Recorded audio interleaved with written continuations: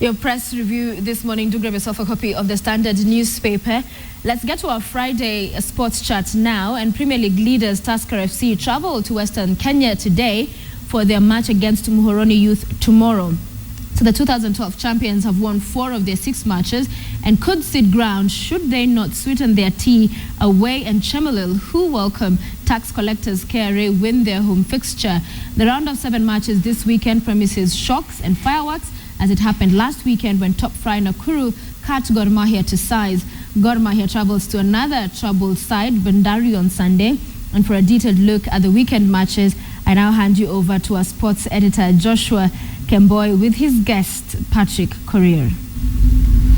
Well, thanks, Sophia. Good to see you. I like the terminology that is used in sports reporting, like we're talking about Sony sugar, to the sweetening of that, and they carry the tax collector. It's quite interesting. Yeah, it is sweetening the stories as well. Exactly. Thank you. All right. And like we have said, again, like it happened last weekend, top frying, and somebody said they fried and dried Mahia.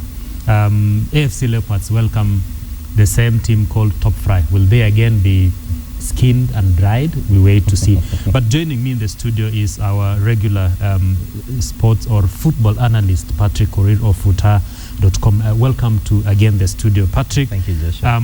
Last weekend, and I think I wished we had this discussion immediately after Mahia lost against Top Fry, but nonetheless, we have AFC Leopards again playing Top Fry, who have just won 1 match, and they are really bubbling to create another scene like they did against Mahia. Holistically, when we look at the fixtures this weekend, it can go or they can go either way. Tusker playing away to Muhoroni, and we know what Muhoroni can do, because when they are at home, they're different from when they're playing away. Yeah, actually, there are many aspects to look at. First, for Top Fry to have beaten Gor, I think it was more of a mental game, in the sense that Gor went there knowing that this is a team that has lost 5 straight games. I mean, there's nothing here. We're going to, it's simply collecting 3 points. Then the surprise, not that Top Fry didn't do their best. They did their best. I mean, the goals they scored were quality goals by John Dirangu, who actually got a call up to the under 20. Yes.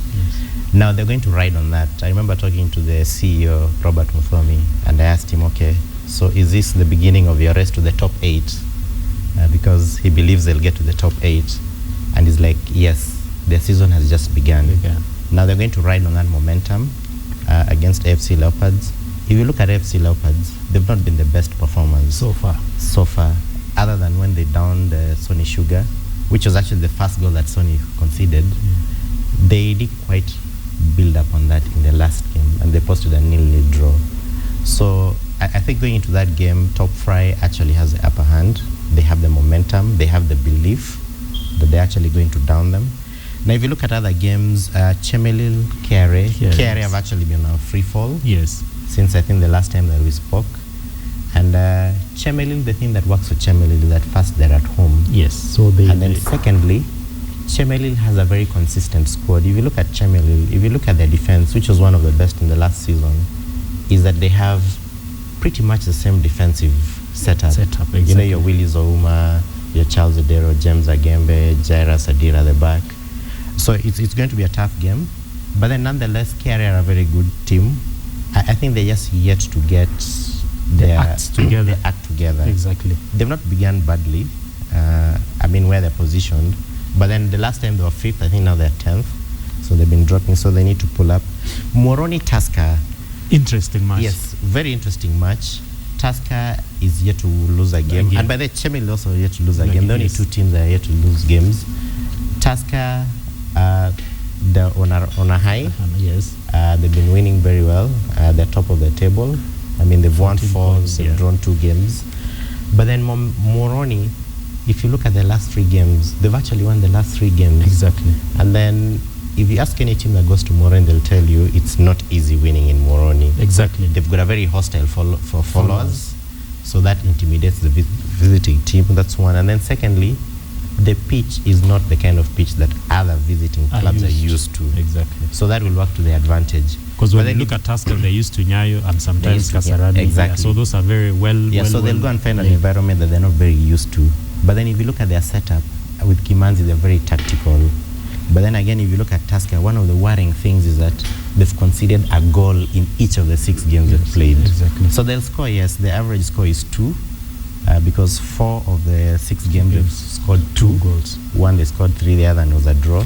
So they score 2 on average, but they'll concede 1. So it could be that one painful, because that's what Muhoroni does. Exactly. They score 1 very painful goal. Yeah, let's go back to Top Fry and AFC Leopards.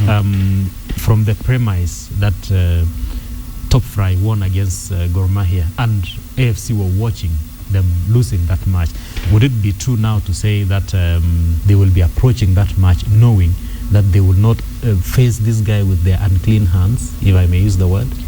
Yes, I think that would be the right attitude to face Top Fry, because they saw what they did, and rightfully, as you say, they'll have to prepare very mentally going to face them. Yeah, because this is a team which is now, it has the self-belief. It is bottom of and the they table. Want to ride on that. I mean, they skinned the champions. Yes. So who next?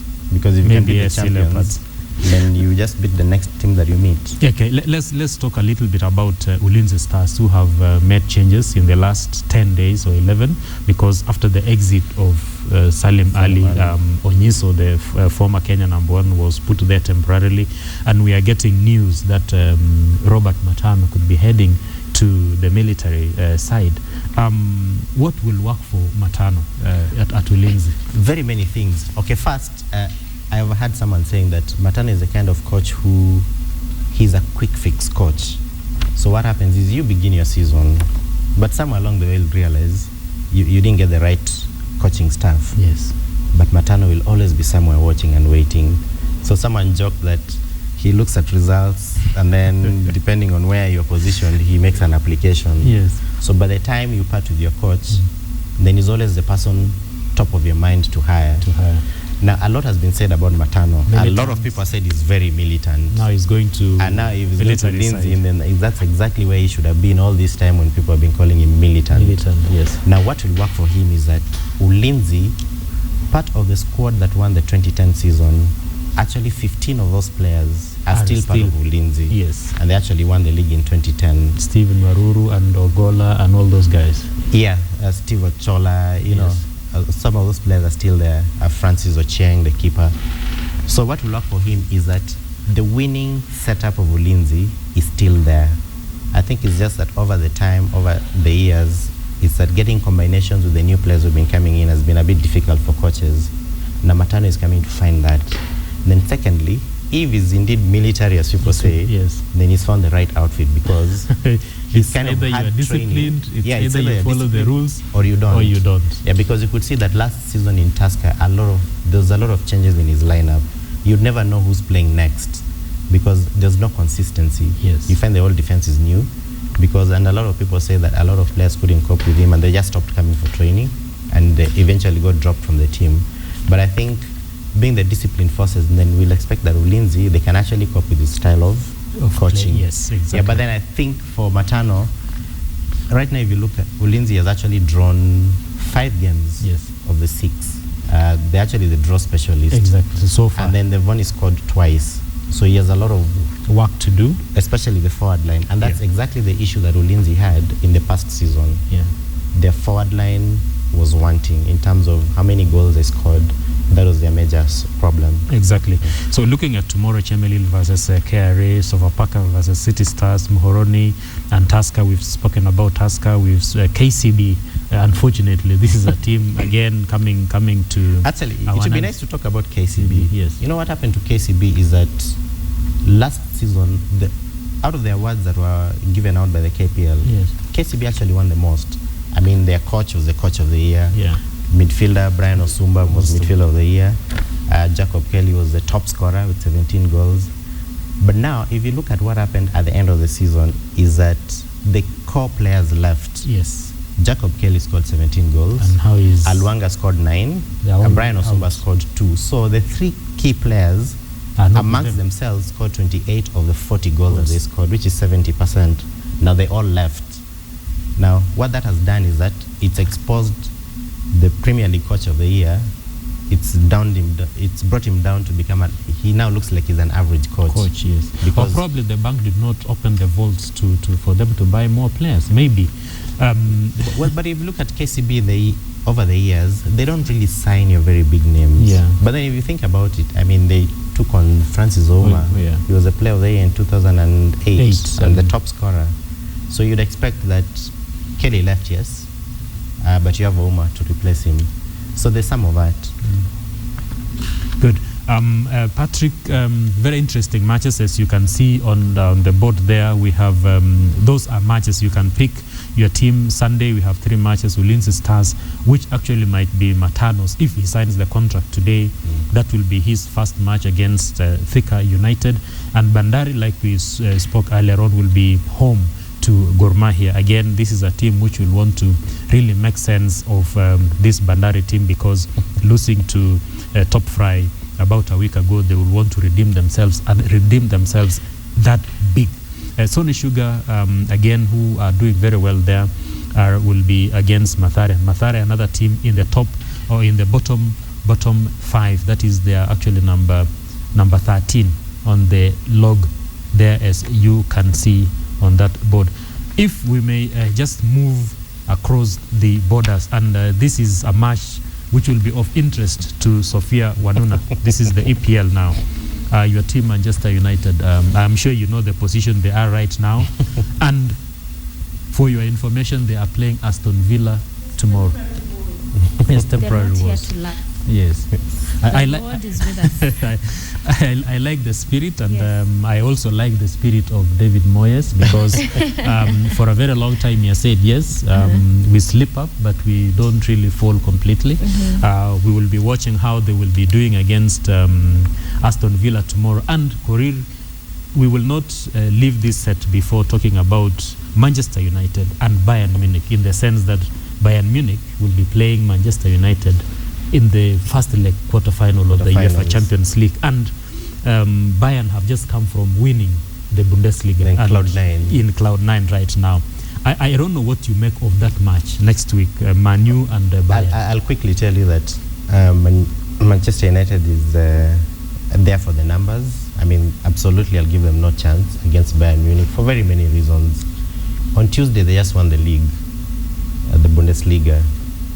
In March, when they've got 7 games to go, I mean, they beat Berlin to post their 10th away win, their 19th straight win in the league, and they've improved their record to 52 games unbeaten. That's a record. All those are records. Yes. Now, if you think about it, in the past 4 seasons, they've actually been to the final stages of the Champions League, yes. And then they won it last year. So they're the defending champions. They're posting records left, right, and center on the domestic scene. They're on a high. So when it comes to them facing Manchester United, you can see that they've not really had the best season. So if you're Moyes now, you would be a worried man. I'd be totally worried, because they're not facing the Manchester United that we know. They're facing a Manchester United that under David Moyes has become an average team. I mean, right now when you look at Manchester United, you don't look at it as a big 4. You look at it like you can compare them to Aston Villa, the others, exactly. When you talk of the top 4, Manchester United is now one of the others that, you know, mid-table. That's the kind of team they're going to face. So I'll give them no chance. I know people don't like me for that, but like Sophia, I'm sure she's not listening. Yeah, she won't smile with me today, but that's the truth of the matter. Yeah. Exactly. So looking at the rundown, of course, the emphasis is in that Manu versus Bayern Munich next week on Tuesday. But coming back to the EPL now, again, we are likely to see a change of the table, especially on Saturday, waiting for Sunday's matches. But then again, when you look at Crystal Palace welcoming Chelsea, the table toppers right now, where would you put your pick there? Would it be an easy one for Mourinho? Or will it be a time for Crystal Palace to say, yes, let's line our position again and claim the biggest scalp? Okay, of course, if you look at Crystal Palace, Chelsea, and then you really don't give Crystal Palace any chance. Very many reasons. Manchester City, who are 3 points behind Chelsea, have 2 games in hand. So So Chelsea cannot afford to drop any points at this stage. I mean, they've got 7 games to go. This is when they play this, they'll have 6 games to go. So they cannot afford to drop any points. So they'll want to go and pick all 3 points on offer, then pray really hard that Arsenal, who Manchester City one play, of their rivals, yes, they pray very hard that Arsenal downs Man City to slow them down, to give them the advantage. Yes. Because right now as it stands, Man City has the advantage, and the conversation we've always had, the title is for Man City to win, to lose. Yes. Yeah, but Chelsea will be waiting. So it has to begin by Arsenal stopping Man City. Chelsea has to beat Crystal Palace. Would you put any bet on Liverpool probably pulling a surprise this year? You know what? Football is funny, and that could actually be what it could actually end up being. That the team that you give the least chances would become the surprise. Can actually just become the surprise. Exactly. Yeah. Good. So, Sophia, you know where you will be watching tomorrow. Actually, it will be the first match tomorrow. Yes. Manchester United and we stay strong. We support the team no matter what. And I can see Lawrence somewhere is looking at me as if I have said something against his team. But that is the fact of the matter. But then again, those are the matches as they will be tomorrow. Okay. EPL and KPL waiting for everyone else to pick their team on Saturday, Sophia. All right, and I look forward to another chat on Monday to see how it happened, what happened, what went down. Exactly. Hope it will be a good weekend for... You said it's Aston Villa we're playing? Yes.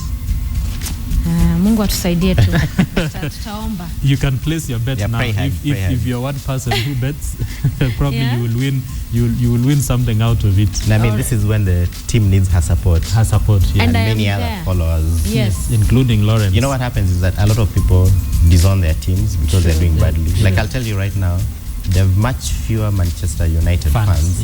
Yes. But suddenly there are a lot more Chelsea and Man City fans. Or even Liverpool.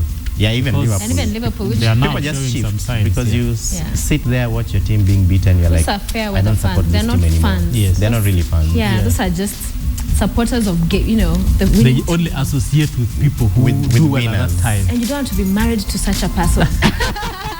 I don't know where that came from because when things are back, Anyway, thank you, gentlemen, for that analysis. Stay with us right here on KTN because when we return from this short break, we analyze and look at the Nairobian and the Pals with Stephen Mwendo. Lorenzo as well is with us. Don't go away.